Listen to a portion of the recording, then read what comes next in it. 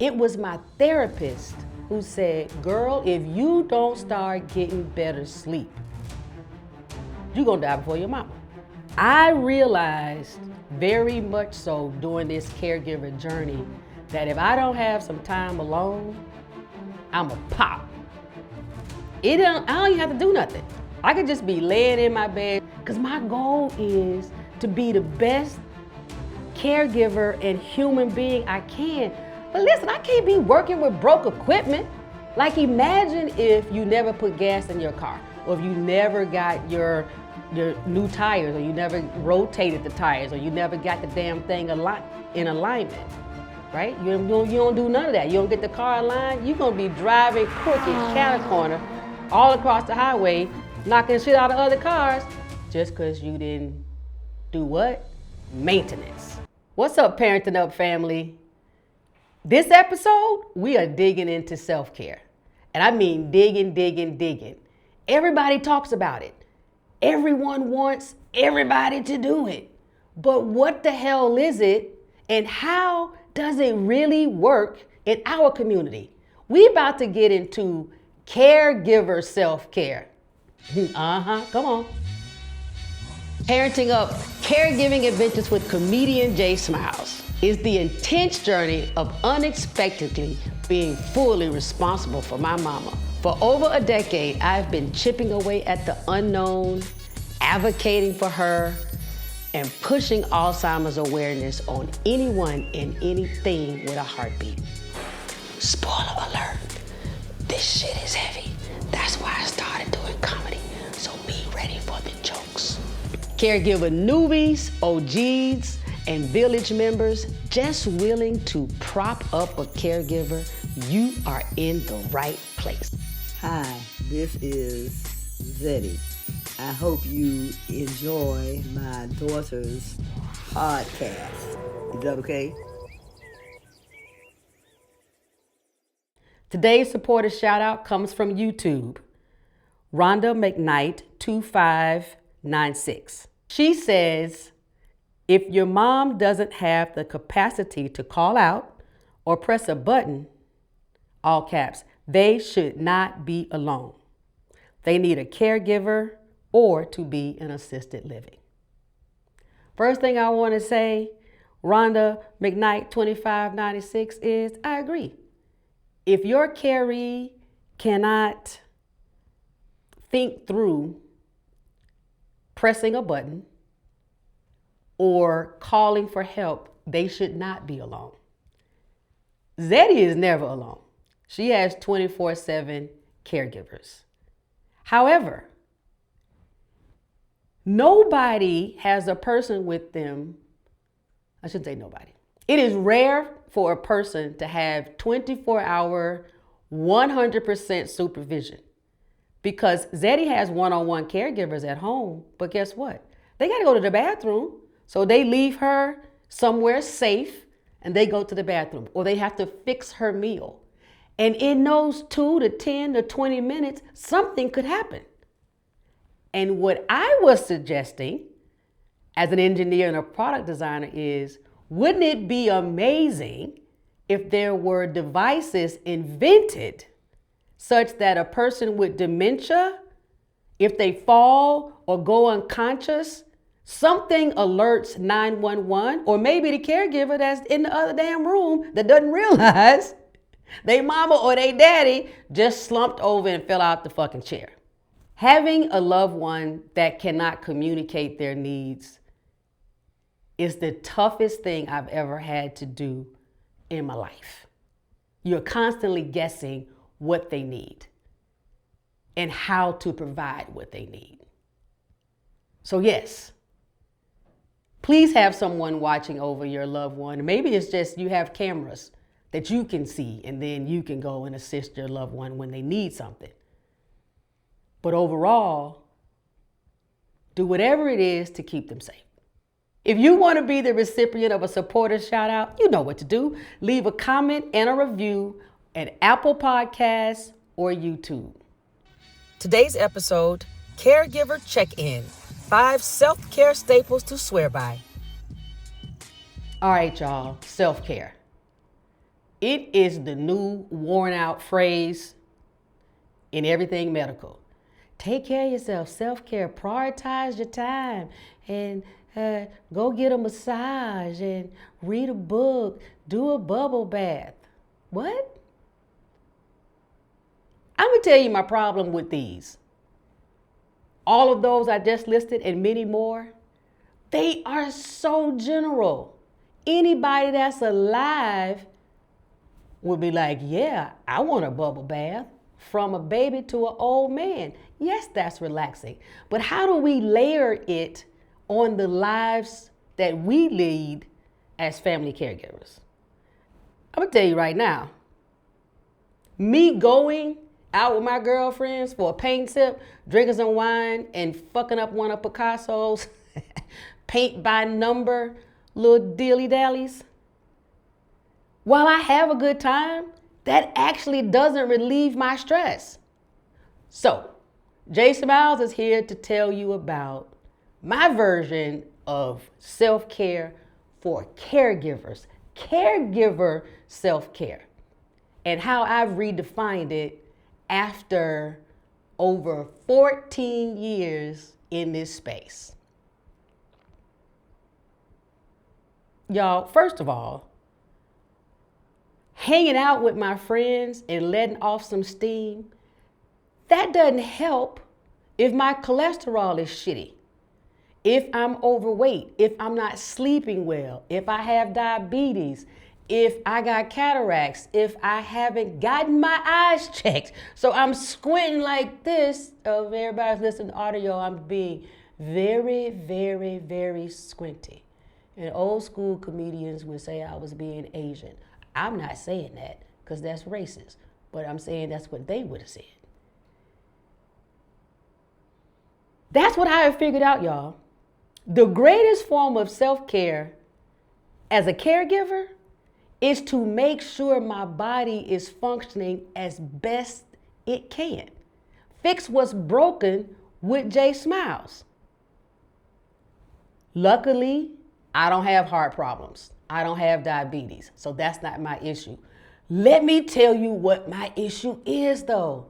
And it has always been an issue. Way before being a caregiver. Sleep. Me and sleep are frenemies. I need it, but I don't like it. I don't like going to sleep. I never did. Even as like first, second, third grade, I ain't have a bedtime. That's another episode. But now, as I've aged, menopause is whipping my ass, and I've been a caregiver for more than 14 years, yo, sleep is like water. So what was I supposed to do? I'm not good at sleep. I don't know how to sleep. I don't even take naps well. It was my therapist who said, girl, if you don't start getting better sleep, you're going to die before your mama.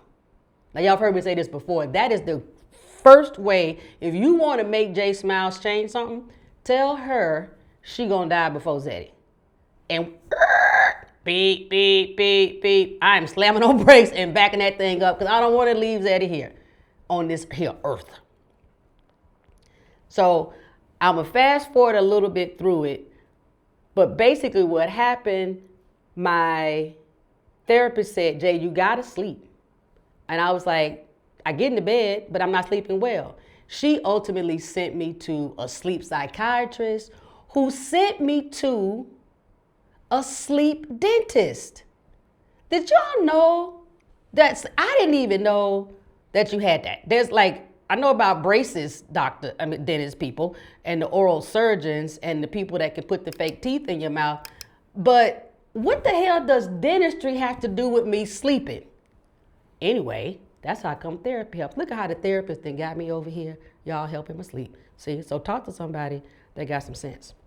Oh, I like to say that she did get a PhD at Howard, but that's how I went. I learned that after I was there.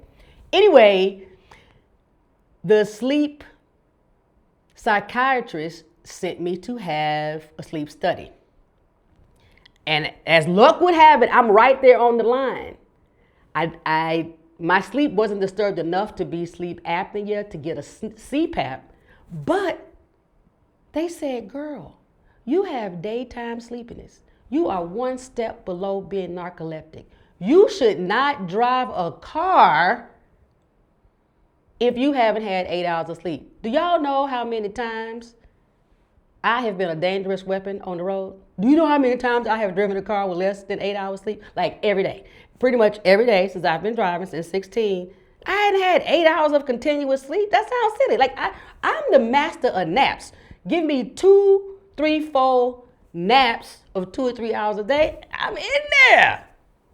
Except, y'all, that's not good for your body. Long term, it's not good for your heart, your brain, your kidneys, your lungs, your liver, all that good stuff.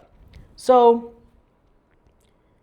I went to Dr. Suway, and it's Suway, Dr. Suway, Dr. Sway. And he fitted me for this device, and I'm showing y'all. There is a upper and a lower, and it keeps my jaw, my bottom jaw stuck out. So it makes me have an underbite when I'm sleeping. But it gives me that extra bit of oxygen because it's opening up my throat. And so now, all my sleep numbers are right. So if I get a nap, or if I get a whole 8 hours, either way, the sleep really counts. How many of y'all are sleeping and waking up just as tired? Okay, that's not normal. I found that out from the sleep doctor. I was like, yeah, hell, I'm still tired. No big deal. They were like, no, Jay, you're not supposed to still be tired when you wake up. That means you're not having quality sleep. If I'm not whole and healthy, stress is going to hit me harder. So again, I'm talking about that self-care for caregivers where you look at the needs of your body and you fix that shit. The other thing that is necessary, and I've only had it a little over a year, but it has been a game changer, which is the Oura ring, O-U-R-A. And I had a ring on and I'm spinning it around to show y'all. I had the Apple Watch, I had Fitbits, I was getting on the scale. I have a pressure cuff here. I got the little thing, the little pulse ox to tell you what your blood and all that. I have all those gadgets in the house. Do I use them every day? Hell no. And my Apple Watch, to be quite honest, it can do too much. It has so much shit going on it that I end up just texting and answering the phone.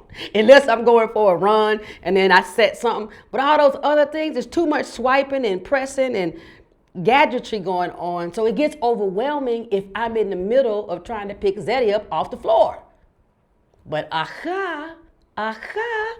this Oura ring, what's so great is it don't have any digital display thing on the ring, so I don't get distracted trying to figure out, am I stressed? Did I get enough sleep?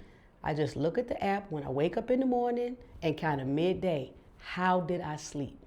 It has changed the game for me, y'all, because where it registers my stress being too high, I then know, okay, you know what? If I was super stressed yesterday and didn't realize it, do y'all know I've been living in a high alert stress for 14 years and didn't fucking know it. I was like, oh, I'm not supposed to feel this extra anxiety every day? No, that nobody else is feeling that? Everybody not feeling that? No? You telling me that there's no tightness in your chest? Oh, okay, all right. So the Oura ring for me has been an amazing tracking device to see how am I sleeping and how am I receiving the stress of the day.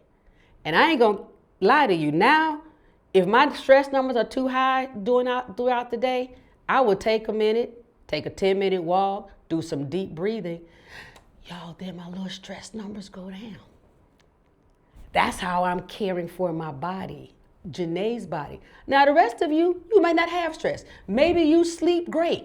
Well, then don't worry about this damn dental device or this ring. Do you? But the point I'm giving you is I had to figure out where was Janae's body inefficient and a little bit off track.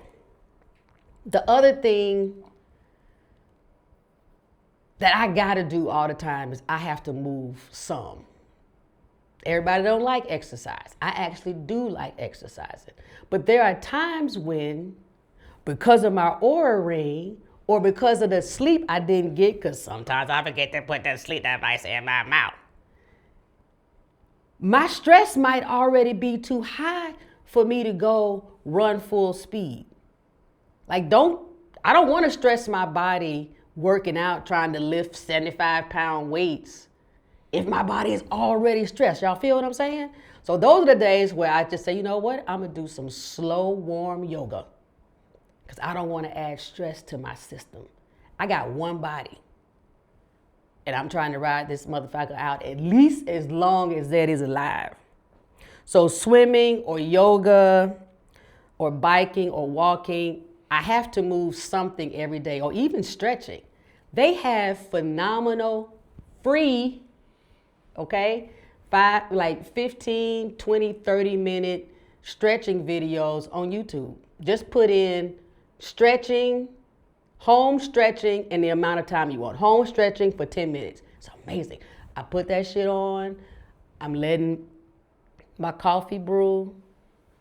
In 10 minutes, I'm done, and my heart rate is down. This next one, y'all gonna say I'm funny acting, but I'm giving you my truth. Time alone is my self-care. I can't be around people all the time. Are you an introvert or extrovert? I am an introvert. Nobody wants to believe me. They're like, oh, but you're a comedian. You always fucking talking. You got a podcast. Whatever. I am social, and I'm animated, and I'm outgoing, and I'm an introvert. Just like I'm black from Alabama and a Catholic. Those don't go together either. I realized very much so during this caregiver journey that if I don't have some time alone, I'm a pop. I don't even have to do nothing.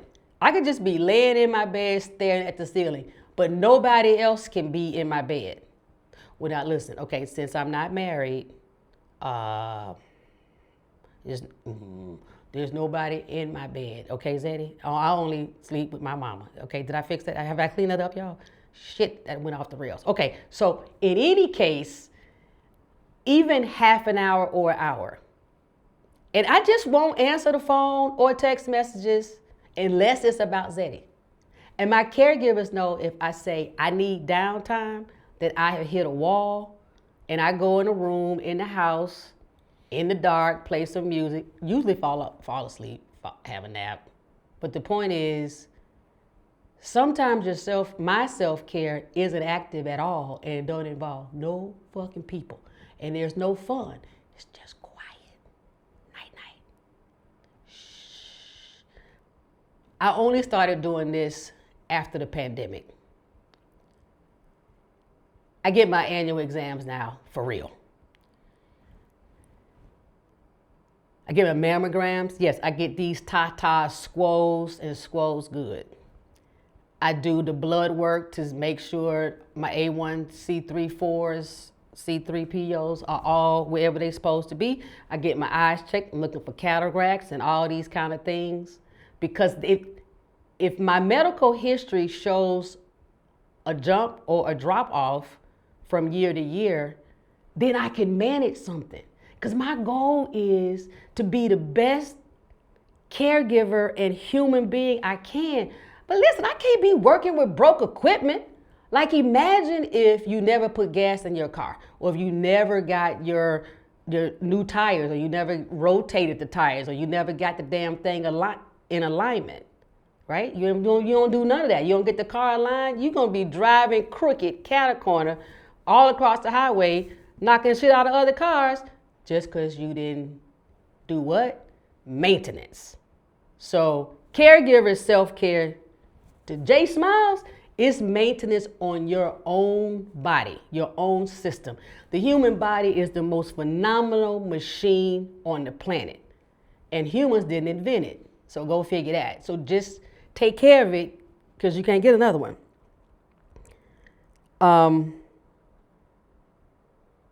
I hope this new angle on self-care or the J Smiles angle makes sense to you and it rests well with you.